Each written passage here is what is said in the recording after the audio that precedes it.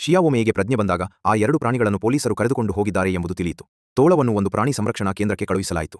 ಅಲ್ಲಿ ಅದಕ್ಕೆ ತನ್ನ ನಿಜವಾದ ತಾಯಿಯೂ ಸಿಕ್ಕಳು. ಆದರೆ ಸಿಂಹವನ್ನು ಮತ್ತೆ ಸರ್ಕಸ್ನ ಪಂಜರಕ್ಕೆ ಹಾಕಲಾಯಿತು. ಅಲ್ಲಿ ಪ್ರದರ್ಶನ ಮಾಡಲು ಅದಕ್ಕೆ ಪ್ರತಿದಿನ ಇಂಜೆಕ್ಷನ್ಗಳನ್ನು ಕೊಡುತ್ತಿದ್ದರು. ಪೊಲೀಸರು ಶಿಯಾವೊಮೆಯಿಗೆ ನೇರವಾಗಿ ಹೇಳಿದರು, ಪ್ರಾಣಿಗಳನ್ನು ಮನೆಯಲ್ಲಿ ಸಾಕುವುದು ಕಾನೂನುಬಾಹಿರ. ಅದಕ್ಕಾಗಿ ದಂಡ ಕಟ್ಟಬೇಕು. ಜೊತೆಗೆ ಆ 2 ಪ್ರಾಣಿಗಳನ್ನು ಭೇಟಿಯಾಗುವುದನ್ನು ಕಟ್ಟುನಿಟ್ಟಾಗಿ ನಿಷೇಧಿಸಿದರು.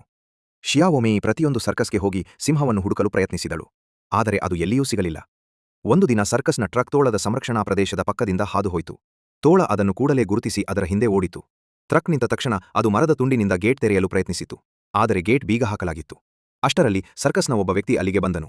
ಅವನು ಪಂಜರ ತೆರೆದ ಕೂಡಲೇ ಸಿಂಹ ಅವನ ಮೇಲೆ ದಾಳಿ ಮಾಡಿತು. ನಂತರ ಇಬ್ಬರೂ ಅಲ್ಲಿಂದ ತಪ್ಪಿಸಿಕೊಂಡರು. ರಾತ್ರಿ ಹಸಿವಾದಾಗ ಅವೆರಡೂ ಒಂದು ಸೂಪರ್ ಮಾರ್ಕೆಟ್ಗೆ ನುಗ್ಗಿದವು.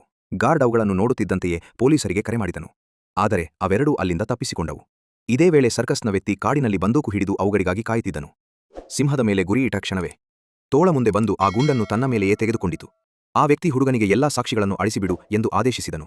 ಆದರೆ ಹುಡುಗ ತೋಳಕ್ಕೆ ತಕ್ಷಣ ಪ್ರತಿವಿಷ್ ಕುಡಿಸಿದನು. ನಂತರ ಅದರ ಕಾಲರನ್ನು ತನ್ನ ಬಟ್ಟೆಯೊಳಗೆ ಮರೆಮಾಡಿದನು. ಇತ್ತ ಪ್ರಾಣಿ ಸಂರಕ್ಷಣಾ ತಂಡ ಮತ್ತು ಶಿಯಾವೊಮೆಯಿ ಆ ಕಾಲರ್ನ ಸಿಗ್ನಲ್ ಅನ್ನು ಟ್ರ್ಯಾಕ್ ಮಾಡಿಕೊಂಡು ಅಲ್ಲಿಗೆ ತಲುಪಿದರು.